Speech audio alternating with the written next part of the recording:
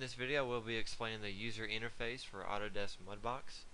Just like many other 3D packaging programs, the main viewport is visible where I'm able to locate and edit my 3D objects, and then I have main menus as well as some tool sets to be able to edit my objects for sculpting and painting. So in Mudbox, I'm able to sculpt high polygon detail as well as paint high detail with textures onto my 3D object in a much more efficient way than what a lower polygon editing program like 3ds Max or Maya is capable of doing.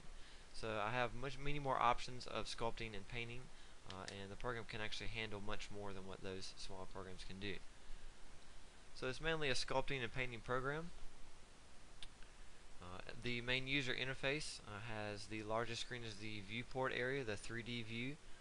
Then we have some menus up at the top, some tabs up at the top.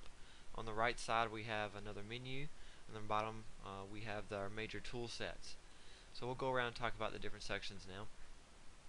At the top there's the main menu sections for file, edit, and much of the other ones that you're used to seeing in other programs like Window and Help. Then we have one specific to Mudbox. Right underneath that we have our tabs for our major viewport. So the first one's our 3D view. The next one's our UV view, which shows all of our flattened out UVs for whatever object we have selected. This is a basic sphere right now. And they'll show up in this one quadrant right here, or multiple quadrants if we have multiple UV sets. Then I have an image browser, which I have a couple images already loaded, but I'm able to look at images, review images for reference. I can also use these images for stamps, stencils, and image planes. In 2011 it has added the tab for the Mudbox community, which I can download models, I can download primitives, stamps, stencils, and look at tutorials that people have posted underneath the Mudbox community. To the right of the menu we have the east frame, which is what we normally call this frame over here, the right side of the menu section. The lower section is called the south frame, which houses all our tools. The right side is where we can edit much of our tools and edit our objects. So the east frame, the one that should come up as default, is the layers menu. So under the layers menu I have sculpt options and then paint options. Sculpt layers allow me to add more subdivisions once I have more subdivisions, and edit those subdivisions by having different layers. So I'm not just working on a base mesh. I have layers that I can change the opacity, turn on and off, lock, hide, any of that nature, so I can blend layers together. The paint layer option has all of my texturing point of view of the layers menu. So I can apply diffuse or color nodes. I can also apply specular nodes, reflection, incandescence, glossiness.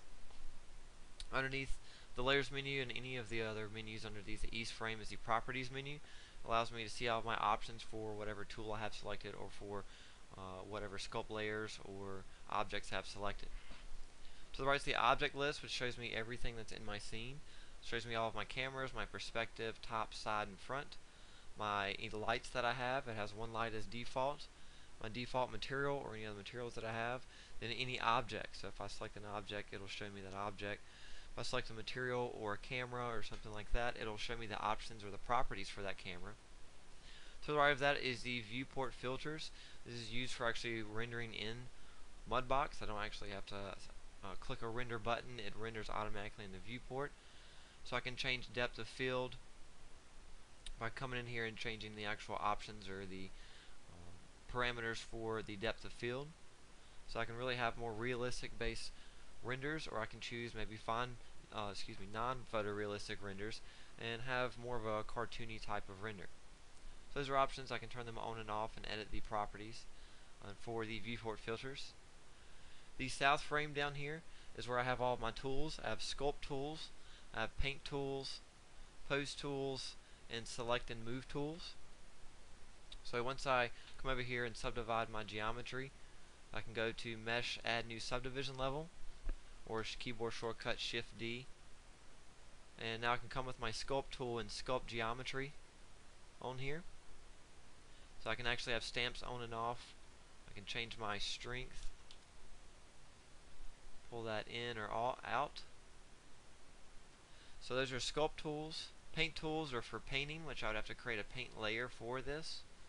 I can click the paint layers tool, title this color layer, change my size to whatever I want to, whatever file format, and the channel, diffuse means color, so I want to stick with that right now.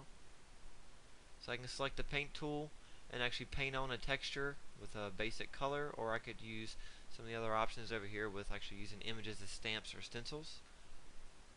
Pose tools allow me to create joints for geometry, like for a character, to be able to pose the character in a particular position for a render. Select and move tools allows me to select the object and translate, rotate, and scale the geometry. And scale, so as those three, translate, rotate, scale. I can actually even select faces on here, or the object as a whole. To the right of the stamps, or the actual tools, is the stamp, stencil, fall off, material presets, lighting presets, and camera bookmarks. So these are all other options that I can use to change different parts of my model here. So with the sculpt and paint tools, I could use the stamp or stencil options and paint over some detail. Let me just use the paint tool for a second. Paint over some actual detail. That's with the sculpt tool, but I can change this to the paintbrush. So I can paint over with a particular type of stamp, which is actually just a repeated pattern. Stencil, if I turn a stencil on, the stencil will come up in my viewport right on top of it, and I can paint directly on top of that, whatever texture pattern that is. Turn off that stencil as well. Fall off allows me to change the way my brush actually paints on there, from how dense my paint will be on there from the center of my manipulator all the way to the outside of the circle.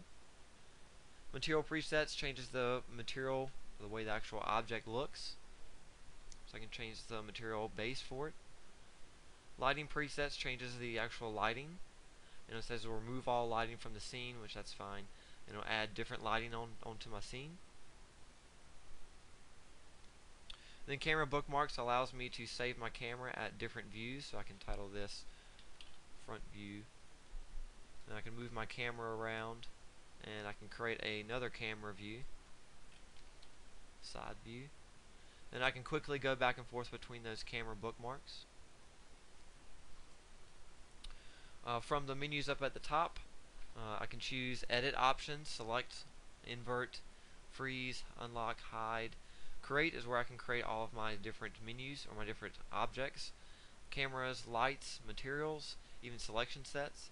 Mesh is where I add all of my subdivision levels, change my subdivision level. Curves, I can create curves. Display, I can choose different options for the way my viewport actually displays. Maps allows me to extract out any of my high polygon sculpt detail for a low polygon model. Render allows me to save a screenshot directly from my viewport or render a movie. Window has a lot of my major options and setup options for preferences, and I can actually pull up separate windows instead of having them as part of my actual user interface. Help has a lot of video tutorials and a lot of extra stuff that you might need to look at as far as brushing up on the basics for Mudbox. So overall, that is the user interface for Mudbox.